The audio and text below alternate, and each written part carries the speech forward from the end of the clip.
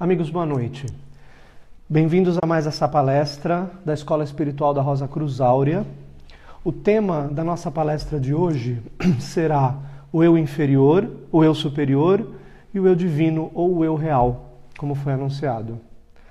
Para aqueles que já nos acompanham no Facebook e para aqueles que estão nos ouvindo pela primeira vez, a ideia é que nós façamos uma pequena introdução sobre esse tema, uns 15, 20 minutos no máximo, e depois tentaremos responder as perguntas que os amigos podem fazer durante a palestra nos comentários do Facebook ou logo após a palestra, e nós tentaremos responder.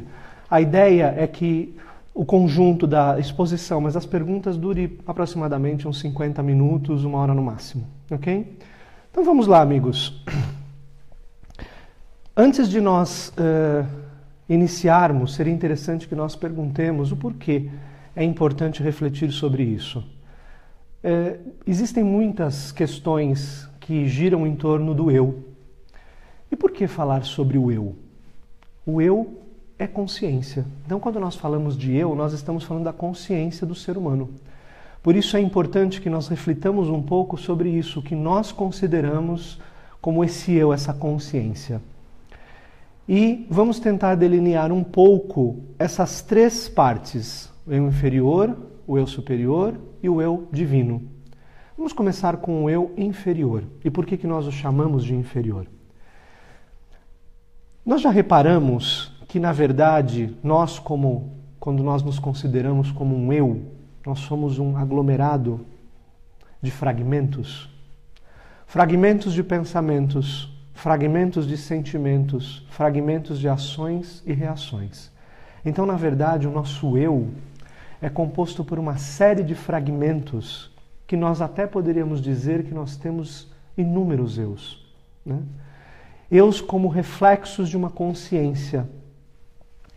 E esses eus fragmentados são totalmente influenciados por tudo que acontece exteriormente que nós não temos controle. Vamos dar um exemplo.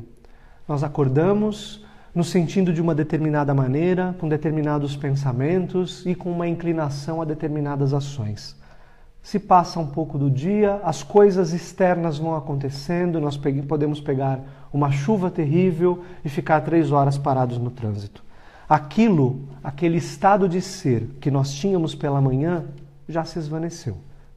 Ou seja, o nosso humor muda de acordo com aquilo que acontece ao nosso redor.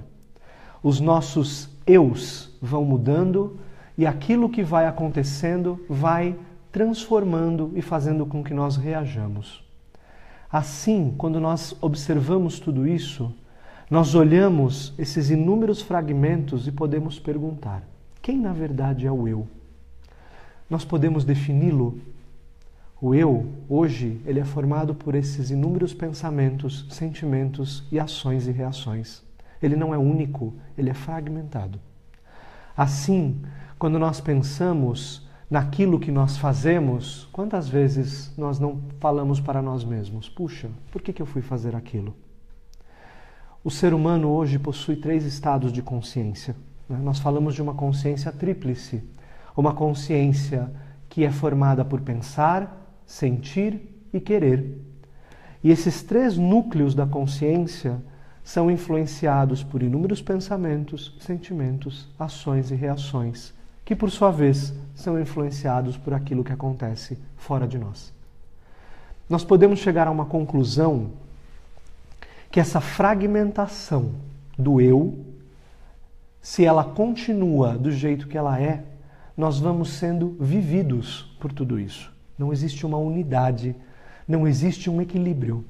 Os nossos pensamentos, sentimentos e reações são totalmente desequilibrados. Eles não têm uma relação em comum. Nós pensamos algo, sentimos outra coisa e fazemos outra totalmente diferente. Essa é a realidade desse eu inferior, que nós chamamos de inferior simplesmente para mostrar que ele é sujeito a tudo aquilo que é externo. E como eu é consciência, né, nós estamos percebendo que a nossa consciência é fragmentada, assim como o nosso eu. Pois bem, eu superior. Primeira a primeira coisa importante de nós falarmos sobre esse tema, ou sobre essa frase, é que esse superior não significa de maneira alguma mais elevado no sentido de divino. Ele é superior simplesmente porque ele é formado por todas as características e influências kármicas que estão gravadas naquilo que nós habitamos, que na escola espiritual nós chamamos de microcosmo ou pequeno mundo. O ensinamento universal nos fala que o ser humano habita um microcosmo, um pequeno mundo, sendo apenas uma parte desse pequeno mundo.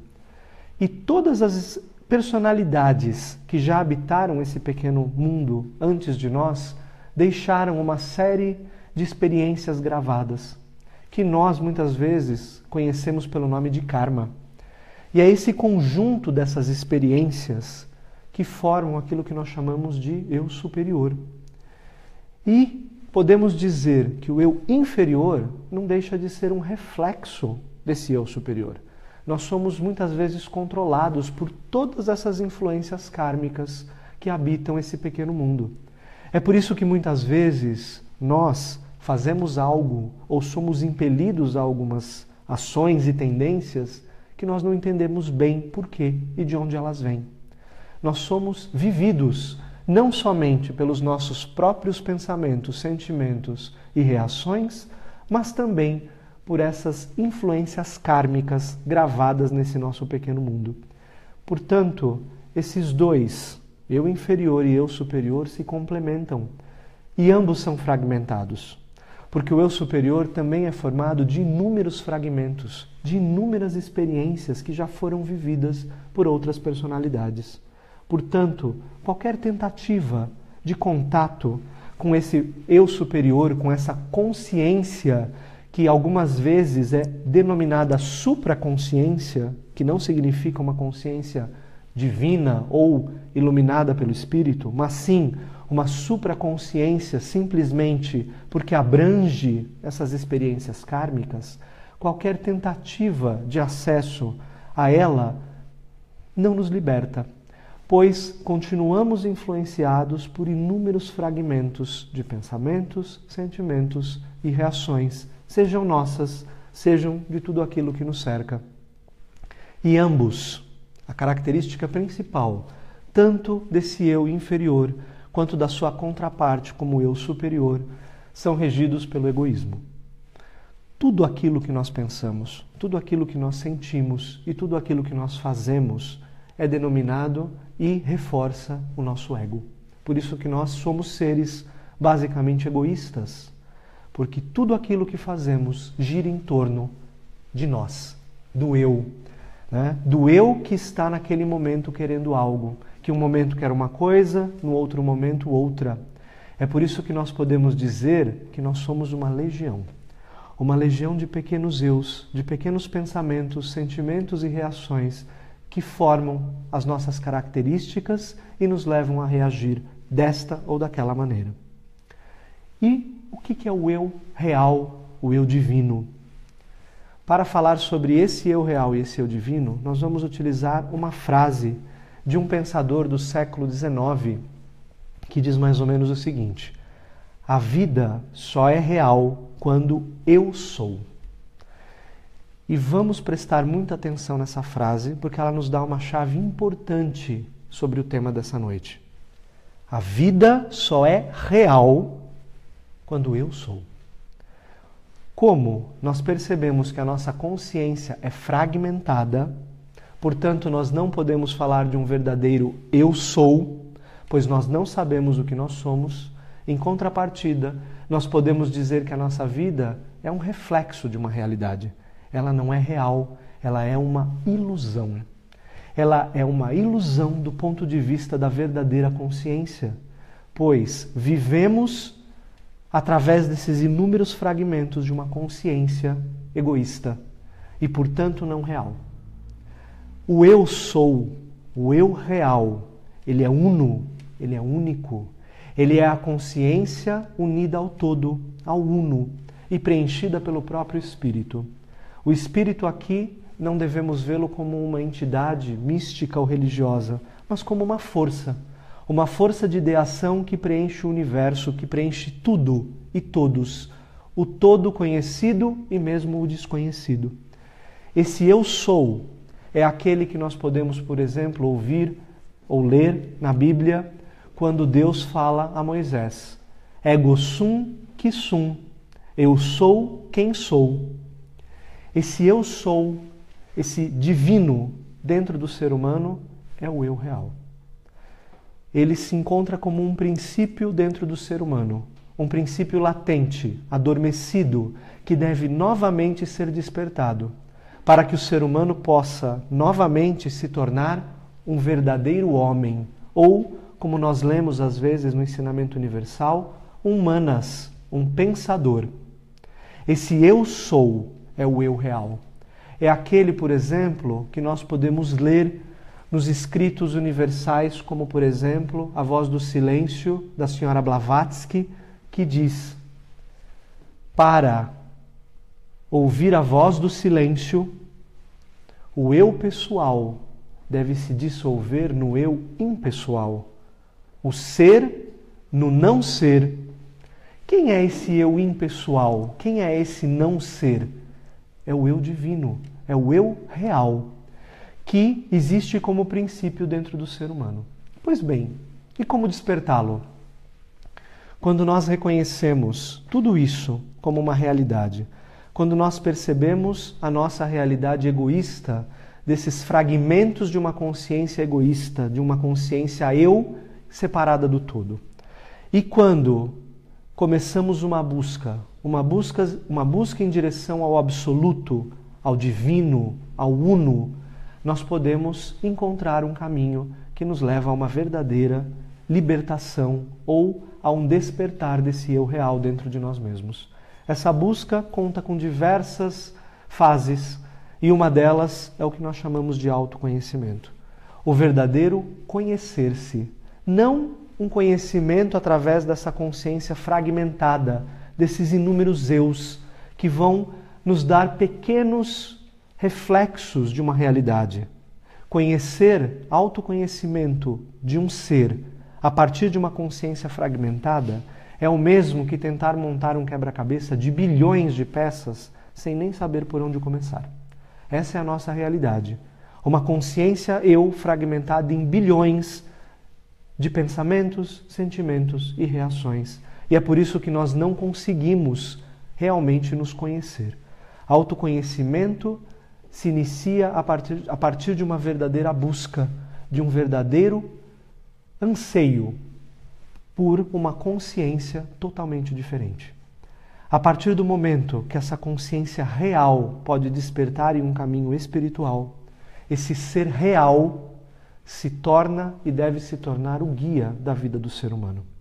E isso acontece à medida que o ser humano coloca o foco da sua consciência ou desloca o foco da sua consciência de seu ego para esse ser real, que não é egocêntrico, que não é separado do todo, mas muito pelo contrário, que é totalmente voltado para o todo, que não conhece separação, pois em realidade a separação é uma ilusão.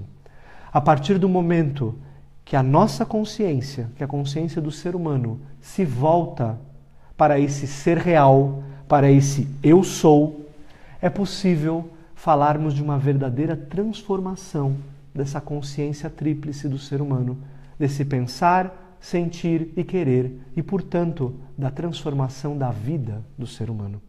Esse é o objetivo de todos nós, de todo ser humano. Despertar esse eu real, despertar para essa consciência real. Pois, afinal, amigos, a vida só é real quando eu sou. A escola espiritual convida a todos para esse caminho de uma nova consciência, uma transformação da consciência e da vida, para que o ser humano possa falar, eu sou. Amigos, gostaríamos aqui de finalizar essa primeira parte, como falamos, seria mais ou menos de uns 15, 20 minutos, e a partir de agora gostaríamos de abrir para perguntas, preferencialmente sobre o tema exposto, e na medida do possível tentaremos respondê-las. Fiquem à vontade. Julien Fernandes pergunta: somos seres complexos, uma multidão dentro de uma só pessoa. Como estar presente na consciência verdadeira? Sim, Julien, nós somos exatamente isso, uma multidão, uma legião. Seres complexos que, como falamos, são influenciados por inúmeras questões externas. Para estar presente na consciência real, primeiro, é necessário reconhecer tudo isso. Esse é o primeiro passo. Porque se nós não reconhecemos isso e estamos satisfeitos com a multiplicidade desses fragmentos de eu, não teria sentido nós falarmos de uma busca por um eu real, por um caminho de uma consciência verdadeira. A partir do momento que despertamos para essa busca, que é o primeiro passo, nós podemos passar para um autoconhecimento, para um verdadeiro conhecimento de nós mesmos. A partir daí, nós podemos começar a falar que a consciência, o foco da consciência se redireciona. Se redireciona e sai de uma consciência egocêntrica para esse princípio real. E nós vamos tendo, como que no início, flashes de uma verdadeira realidade, de uma consciência una, de uma consciência inteira. É óbvio que nós estamos falando de um caminho que passa por inúmeras etapas. Mas o primeiro passo para esse caminho é esse reconhecimento. O segundo é a busca para que essa consciência real, esse eu real, desperte. A partir daí, nós podemos começar um processo de autoconhecimento que, numa escola espiritual, através de um campo de força, um campo que nós chamamos aonde existem forças e vibrações de natureza não egocêntrica, de uma vibração mais elevada, essas forças podem auxiliar o ser humano nesse verdadeiro autoconhecimento. Porque permanecer nessa consciência real, como ego, sozinhos, é muito difícil.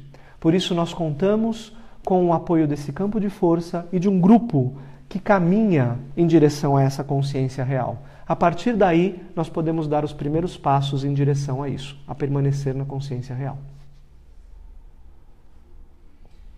Edson Ferreira pergunta: então só é real os poderes de Deus que nos cerca? O que é Deus? Se nós formos a partir desse princípio, nós podemos falar que tudo está preenchido pelo divino. A grande realidade é que nós não percebemos porque nós estamos numa sintonia totalmente egocêntrica. Vamos tentar dar um exemplo. As ondas de rádio, elas existem, elas estão aí. Quando nós sintonizamos numa determinada estação, significa que aquele foco foi encontrado, aquela estação específica foi encontrada. Aquilo está lá, está presente. O que faltou e o que precisa ser feito é a sintonia, né? Quando nós sintonizamos, nós podemos ouvir a música, ou as notícias, ou aquilo que se passa naquela estação, de acordo com aquelas linhas, né, que podem ser sintonizadas. A mesma coisa é com a consciência do ser humano. Existe uma força atmosférica. A força do espírito, ela é atmosférica. Tudo é vibração neste mundo. A grande questão é que nós não percebemos essa vibração na maioria das vezes porque nós estamos sintonizados com o nosso ego, com os nossos próprios desejos, com os nossos próprios pensamentos e sentimentos egoístas. Portanto, é necessário uma nova sintonia. Essas forças de Deus, como você colocou, que na verdade são forças atmosféricas, que nós podemos chamar forças do espírito, elas perspassam tudo, elas penetram tudo. E nós precisamos nos sintonizar com elas. Como? Exatamente através desse foco da consciência que deve sair do ego, do seu próprio egoísmo, e se voltar para o ser real, para o todo, que é preenchido pelas forças de Deus, pelas forças divinas, como você mencionou. O Fábio Costa pergunta: negar-se a si mesmo, tomar sua cruz e segui-lo, escrito na Bíblia, está relacionado à prática de que cooperam com esse despertar? Sim, isso pode ser dito que sim, isso é uma linguagem figurada. Então vamos tentar explorar um pouquinho mais esse negar-se a si mesmo. A consciência eu, a consciência, né, que nós vamos, como falamos, eu, consciência. Esses dois termos se equivalem. A consciência, ela não deve se negar no sentido de se forçar a uma situação. Ela deve perceber. Quando a consciência egocêntrica se percebe, né, e ela entende que ela está voltada para si mesma com uma questão egocêntrica, ela pode, a partir de um processo e daquele momento, redirecionar o seu foco para o todo, para o real. Portanto, essa negação, simbolicamente falando, é um redirecionar o foco da consciência. Nós não reforçamos mais o ego, então, simbolicamente falando, negamos o ego e reforçamos o ser real que é voltado para o todo. A partir daí, esse caminho que, como é dito na Bíblia, se fala de pegar a cruz e segui-lo. Que cruz? Não devemos ver aqui a cruz como um símbolo de sofrimento. A cruz é o próprio homem. Se nós ficarmos em pé, com os pés unidos e estendermos os braços, nós formamos uma cruz. Essa cruz, esse ser é que deve seguir o Cristo, né? Como é falado na Bíblia. Essa citação é uma citação de Jesus o Cristo. Portanto, o que nós estamos falando aqui? Uma consciência que deixa de ser egoísta e se volta para o todo, que com a sua cruz, ou seja, com o seu próprio eu, com a sua própria consciência, trilha um caminho de despertar do ser real, do eu real, que é o caminho de Cristo, simbolicamente falando. Eliette Valverde pergunta: como usar nossa vida para expandir nossa consciência? Basta querer mudar? Querer mudar é um bom passo, né? Se nós, como foi falado, se nós não percebemos essa realidade ou estamos contentes do jeito que ela é, não tem sentido falar de mudança. Então esse anseio por mudar, esse desejo por uma verdadeira mudança é um passo extremamente importante. Porém, querer mudar é diferente de mudar. Querer é importante, mas nós temos que realizar. Por quê? Senão nós vamos ficar sempre na intenção. Nós sempre temos a intenção de fazer algo como seres humanos. Nossa vida é cheia de projetos. Quantos deles realmente se concretizam? Num caminho espiritual não é diferente. Quando você fala expansão da consciência, o que é importante que nós ressaltemos aqui é que um caminho espiritual, ele não visa a ampliação da consciência egocêntrica. Então, ela não visa uma melhora da consciência. Nós não estamos aqui falando de um eu melhor, ou um eu mais refinado, ou um eu mais inteligente, ou um eu mais consciente, no sentido de uma consciência mais ampla. Nós estamos falando aqui de uma nova consciência, o nascimento de uma consciência que é o ser real, o eu real. Então, talvez em vez de utilizarmos o termo ampliação da consciência, nós poderíamos utilizar o nascimento de uma nova consciência, ou a transformação dessa consciência tríplice egocêntrica numa consciência real não egocêntrica.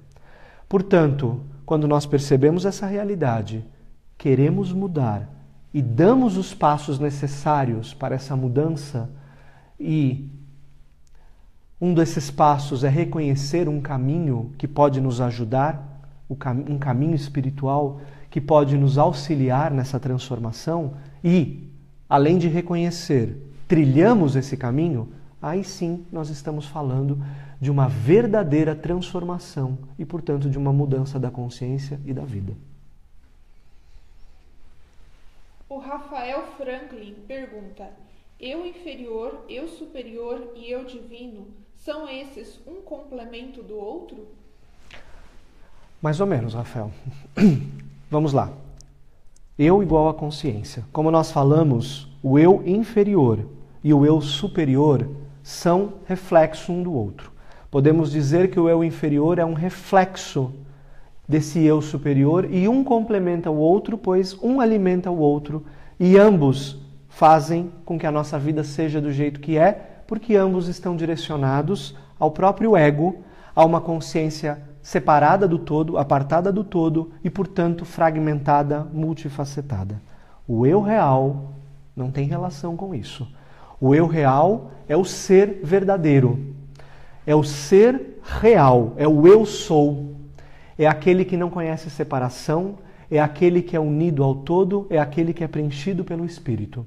Portanto, como nós falamos da Voz do Silêncio da senhora Blavatsky, o eu pessoal, que podemos dizer que é o eu inferior e o eu superior, deve se render, ou, como dito na linguagem da Voz do Silêncio, deve dissolver-se no eu impessoal. Esse eu impessoal, esse não ser, como muitas vezes ele é chamado, esse eu real, ele é o eu verdadeiro. Ele é a consciência lúcida, o verdadeiro ser humano, o verdadeiro humanas. Ele não é um complemento do eu inferior e do eu superior, mas o eu real, aquele que é. Michel Martins pergunta: como controlar o que não conseguimos controlar, como a consciência coletiva? Não controlamos. Essa é a mais pura verdade. Nós não podemos controlar, como você bem disse, aquilo que nós não podemos controlar. Então nós não estamos falando de controle, nós estamos falando de transformação. A consciência não se controla. Tudo aquilo que nós tentamos controlar, uma hora falha do nosso controle e vem como uma avalanche que estava sendo segurada, que estava sendo reprimida. Portanto, nós não estamos falando de controle, nós estamos falando de transformação. Uma consciência verdadeira, uma consciência real, deve nascer e deve surgir, ou seja, uma consciência egocêntrica sai de cena e uma consciência não egocêntrica surge como um eu real. Portanto, não é controle, é transformação. Nós não controlamos. A Lívia pergunta: o fato de comer carne atrapalha a expansão da consciência e a conexão com o eu superior? Vamos lá. Na verdade, a escola espiritual e as escolas espirituais verdadeiras não pretendem e não fazem nenhuma ligação com o eu superior. Como nós falamos, o eu superior é uma contraparte do eu inferior. O objetivo de uma escola espiritual não é a expansão da consciência, nem da consciência do eu inferior, nem da consciência do eu superior. O objetivo de uma escola espiritual genuína é o nascimento e a transformação da consciência para que a consciência real surja. Portanto, é importante reforçar isso. Uma escola espiritual, por exemplo, a escola espiritual da Rosa Cruz Áurea, não pretende expandir a consciência, não pretende ter contato com a consciência do eu superior. O objetivo da escola espiritual é despertar o eu real. Falando nesse sentido sobre a carne atrapalha um processo de despertar de uma nova consciência? Sim, atrapalha. No sentido de que uma nova consciência precisa de um veículo mais puro possível para se manifestar. A carne, com todos os seus elementos astrais dos animais, atrapalha esse despertar de uma nova consciência, porque nós estamos falando de sangue, e o sangue precisa ser purificado, e outros elementos desse ser humano também precisam passar por um processo de purificação, e no decorrer de um caminho espiritual, sim, a carne atrapalha o despertar dessa nova consciência. Mas é importante dizer que para o início de um processo de despertar da consciência, não é importante focar nesse ponto. O importante para o início é focar em perceber aonde nós estamos, perceber a nossa prisão egocêntrica, buscar um caminho espiritual e iniciar esse caminho espiritual através do autoconhecimento. Esses outros elementos, como a carne, etc., eles vêm em seguida, serão necessários, mas o primeiro passo é o passo da busca, do reconhecimento e do início do autoconhecimento. A A Elisa Carmen pergunta: qual é a origem dos pensamentos? Como é vista a inquirição destes pensamentos? A origem dos pensamentos, ela pode ser vista de diversas maneiras. Como que funciona esse ciclo? De onde eles surgem? Eles podem surgir através de um processo de interação dessa consciência tríplice, do pensar, do sentir e do querer. Então nós sentimos primeiro do que pensamos ou pensamos primeiro e depois sentimos. É um ciclo vicioso. E também surgem de todo esse aglomerado que nós falamos, das questões kármicas, de tudo aquilo que habita esse pequeno mundo. Se nós pararmos para pensar, é aquilo que nós dissemos no início. Nós não pensamos, nós somos pensados, né? Às vezes nós estamos tentando silenciar, né? Silenciar inclusive internamente. Nós percebemos isso a todo momento. Vem uma avalanche de pensamentos, de coisas que nós nem sabemos de onde eles vêm. A grande realidade é que os pensamentos são forças. Tudo aquilo que nós pensamos, tudo aquilo que nós sentimos, tudo aquilo que nós desejamos se tornam em forças que num determinado momento começam a nos influenciar e nos controlar. Portanto, nós criamos miríades de seres vivos que acabam num determinado momento influenciando a nós mesmos e esse processo se retroalimenta. Então esses pensamentos surgem nesse pequeno mundo que nós falamos, de acordo com as vivências desse eu fragmentado e também das influências externas que existem ao nosso redor, porque elas acabam nos influenciando, e também de todo esse conglomerado kármico que habita dentro de nós mesmos. Portanto, é por isso que é dito que a mudança do pensamento é um ponto importantíssimo num processo espiritual. Mas a mudança desse pensamento advém de uma nova orientação da consciência. Voltamos de novo ao ponto da consciência. Tudo inicia na consciência e podemos dizer que tudo termina nessa consciência ou na transformação dela para o eu real. É mais ou menos isso. Renan Marinho pergunta: essa radiação do espírito que permeia a atmosfera à nossa volta, ela é transmitida do núcleo do nosso eu divino latente, mesmo naqueles que ainda não se libertaram? O espírito sempre procura aquilo que lhe é semelhante. Então essa radiação do espírito, ela existe, como você falou, latente dentro do ser humano, e existe como força atmosférica que tenta tocar a todos aqueles que são receptivos a isso. Nós não podemos dizer quais são aqueles que são receptivos ou não.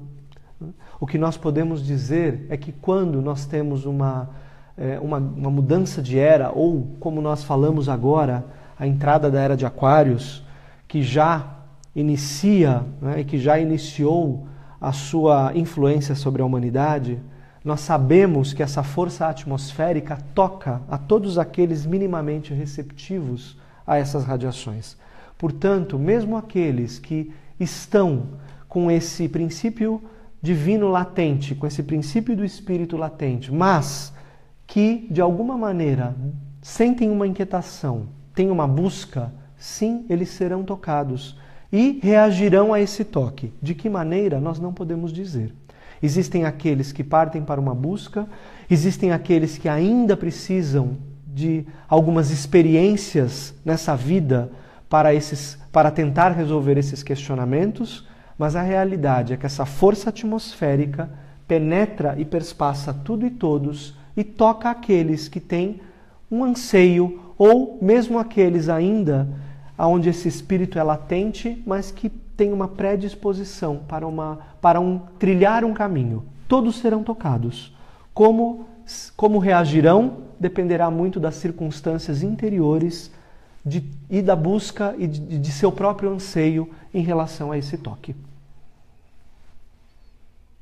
Eliette Valverde pergunta: o eu real é essa nova consciência que devemos buscar?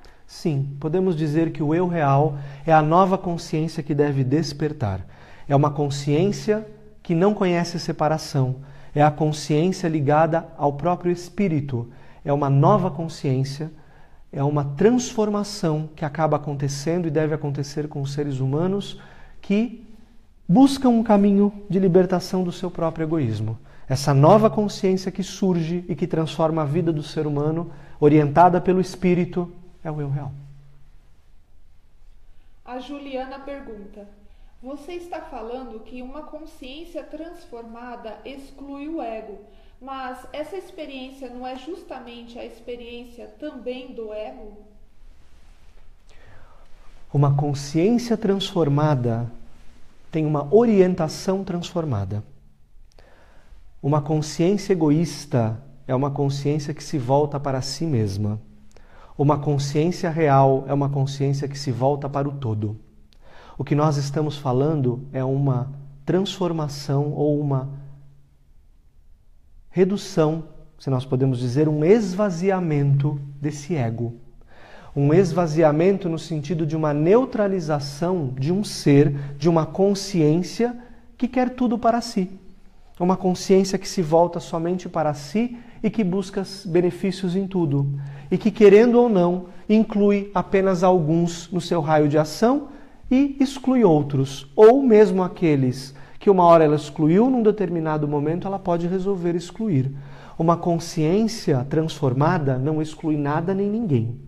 Então, quando nós falamos de egoísmo, nós estamos falando sim que essa consciência egoísta deve ter uma transformação para não mais se voltar para si mesma e permitir que uma consciência não egoísta surja. Portanto, o eu, ele não morre. O eu não deixa de existir, mas a orientação dessa consciência muda.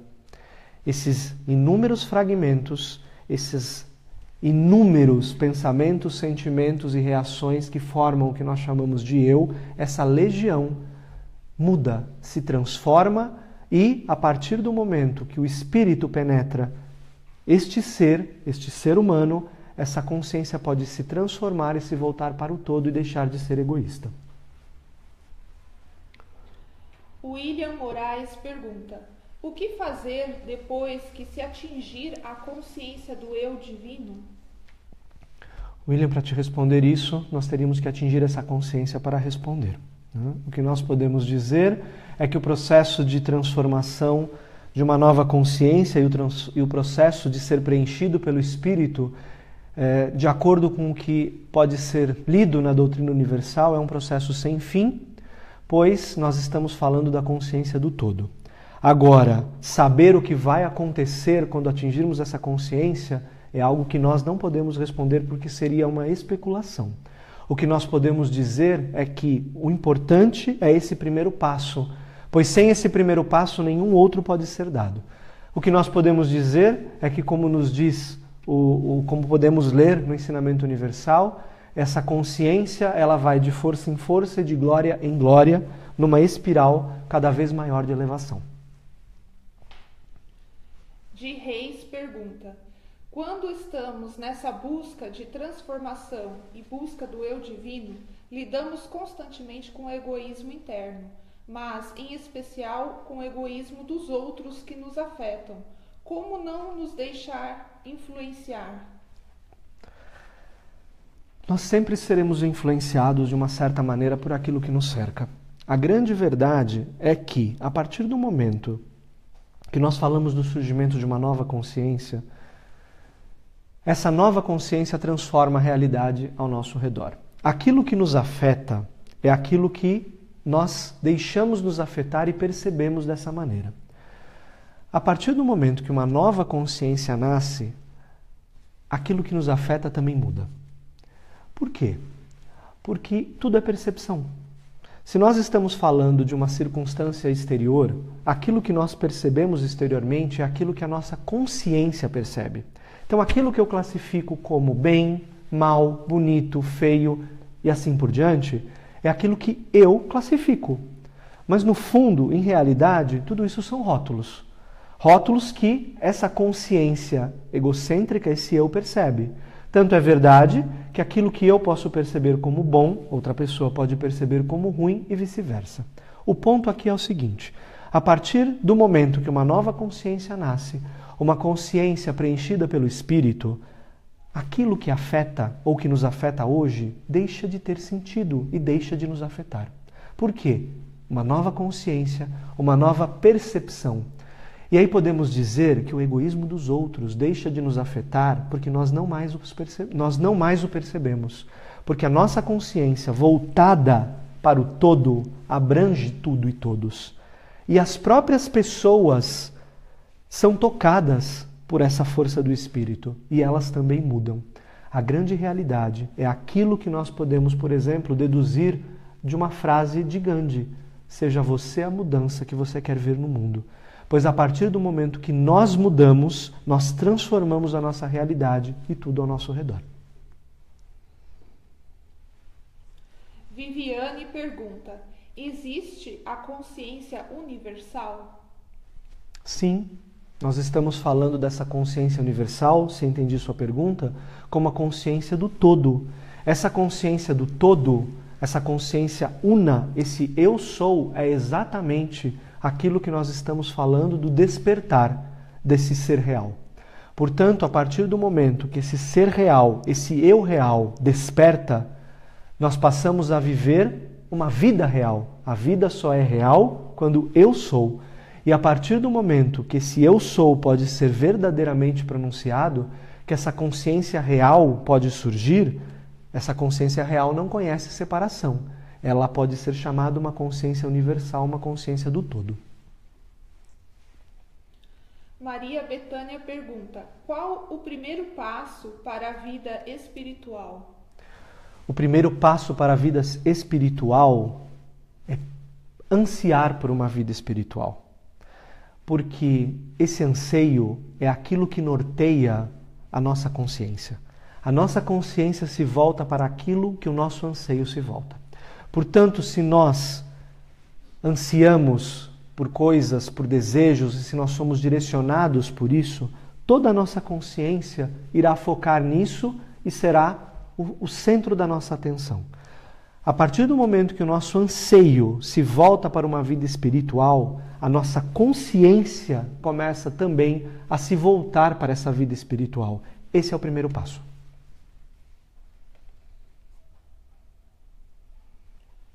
Ana Carolina pergunta: à medida que nos despertamos para esse verdadeiro eu e trabalhamos nisso, muitas vezes sentimos dificuldades para eliminar o nosso lado egoísta, visto que também não conseguimos nos desprender totalmente porque somos seres duais.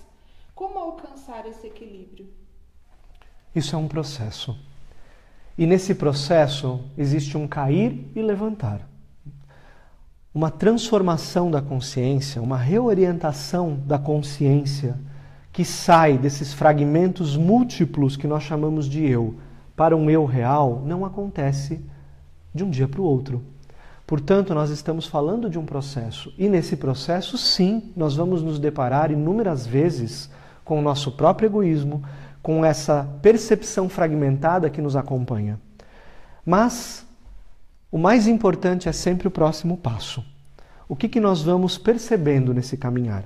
À medida que nós vamos dando esses passos e essa nova consciência vai se tornando cada vez mais real, no sentido de cada vez mais presente, esses tropeços, se nós podemos chamar assim, que no fundo são experiências e muitas vezes necessárias, essas experiências que nós vamos percebendo também vão nos ajudando a nos orientar para aquilo que deve ser o nosso foco. Então, nós não devemos ver isso como um problema e não devemos desanimar no sentido de falar, puxa, eu não consigo. Existe um ditado popular que, se não me engano, virou até uma música, né? É aquilo. Levanta, sacode a poeira e dá a volta por cima. É mais ou menos esse, de certa maneira, o comportamento que nós devemos ter. Nós vamos cair inúmeras vezes. O problema não é cair, o problema é não levantar. Portanto, quando essas questões egoístas se apresentarem diante de nós, nós vamos percebê-las, aprender com elas, nos voltar cada vez mais para essa consciência real, para que esses tropeços ou essas experiências sejam cada vez mais distantes e num determinado momento eles serão muito mais raros. Suzy Nogueira pergunta: como tomar consciência do eu inferior para não permitir que ele venha sobrepujar o nosso eu divino? Essa será a última pergunta da noite. Ok. Tomar consciência do eu inferior é perceber as coisas que nós fazemos e, primeiramente, perceber que nós fazemos isso de uma maneira automática para deixar de fazê-las. Vamos pensar assim. O nosso eu, nós, de certa maneira, é como uma máquina. Nós somos uma máquina. E uma máquina, às vezes, de reações automáticas. Nós pensamos, sentimos e reagimos de maneiras muito semelhantes em situações que aparentemente são diversas. Nós temos aquelas inúmeras sensações de déjà vu, eu já fiz isso, eu já passei por isso e a minha reação está sendo exatamente a mesma. Portanto, tomar consciência, em primeiro lugar, é perceber o que está acontecendo. Quem nós somos, como essa máquina funciona, como essas engrenagens giram. Esse é o primeiro passo. Nós deixamos de ser autômatos, ou seja, nós deixamos de reagir automaticamente e vamos caminhando para nos tornarmos seres autônomos. Nós vamos ganhando autonomia. Portanto, deixamos de ser máquinas no sentido de reações, pensamentos, sentimentos automáticos e vamos nos observando. Então, o princípio dessa tomada de consciência é nos observar, sem julgar, sem se reprimir, sem se martirizar, mas simplesmente observando. Por que eu penso sempre dessa mesma maneira? Por que eu sinto sempre dessa mesma maneira? Por que eu reajo sempre dessa mesma maneira? Isso é tomar consciência, isso é perceber. Essa percepção é o começo desse processo de tomada de consciência, aliado àquilo que nós falamos de perceber onde nós estamos, de um anseio por despertar o ser real e o começo de um verdadeiro autoconhecimento. Amigos, gostaríamos de agradecer a presença de todos. A Escola Espiritual da Rosa Cruz Áurea oferece essas palestras quinzenalmente. Teremos outras oportunidades de responder outras perguntas sobre outros temas que serão falados. Gostaríamos de agradecer.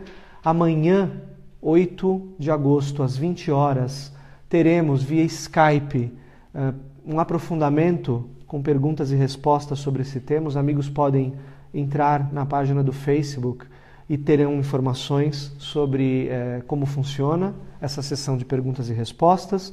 Os amigos que já nos acompanham sabem que a página do Facebook, a página da Escola Espiritual da Rosa Cruz Áurea, rosacruzaurea.org.br, tem mais informações sobre a escola, e o próprio canal do Facebook e do YouTube, onde nós temos várias palestras gravadas com vários temas onde nós podemos conhecer um pouco mais a proposta da escola espiritual. Gostaríamos de agradecer e finalizar com a frase: a vida só é real quando eu sou.